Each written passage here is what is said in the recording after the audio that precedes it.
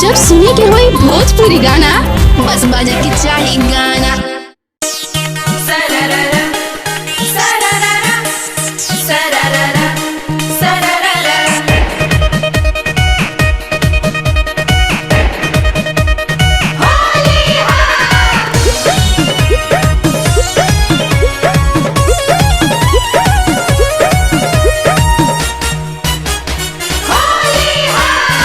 पड़ गईनी सखी हो यारवा क्या पाले पोज पानी देलस बिगाड़ बढ़िया ले बाह धके लेलस कबारी में कस लाल गुलाल देलस एने ओने घोस बड़ी मजा आइले सखी।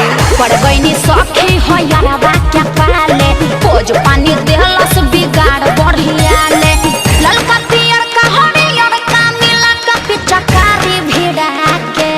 अरे और का कैलस ए सखी? सुना ना वो डाल दिया रे रंग बॉडी में सूट फैला के कमाल किया रे साला होली में कोली में बोला के वो डाल दिया रे रंग बॉडी में सूट फैला के।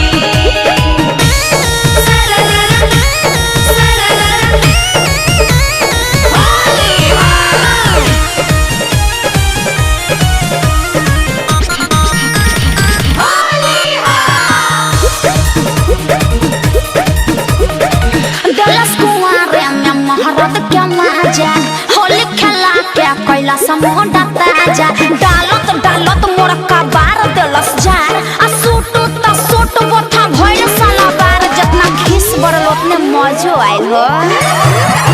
देलस कुआरे में महारत के मजा होली खेला के कैला समुंडा ताजा साबुन से मल लोग छूटत ना बाट था बहिनी छोड़ा के। करुआ तेल मिलेले रही का हो? हाँ डाल दिया रे रंग बॉडी पे सूट फैला क्या कमाल किया रे साला होली में कोली में बोला के। वो डाल दिया रे रंग बॉडी में सूट फैला के।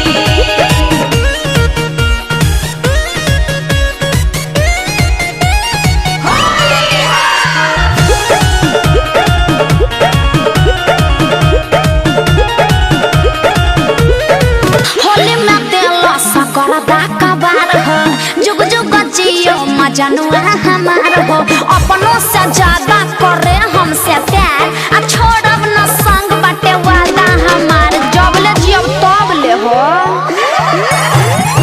होली में देला सकर दा कबार हो जुग जुग जियो मजनुआ हमार हो सचो में दिल खुश बाटे अंतरा के हंसमुखी के पाके। अरे आज न कहतारू कल कौन ठीक बा? ना हो वो डाल दिया रे रंग बॉडी पे सूट फैला क्या कमाल किया रे साला होली में कोली में बोला के। वो डाल दिया रे रंग बॉडी में सूट फैला के। ललका पियर का हरियर का मिला का पिचकारी भिड़ा के।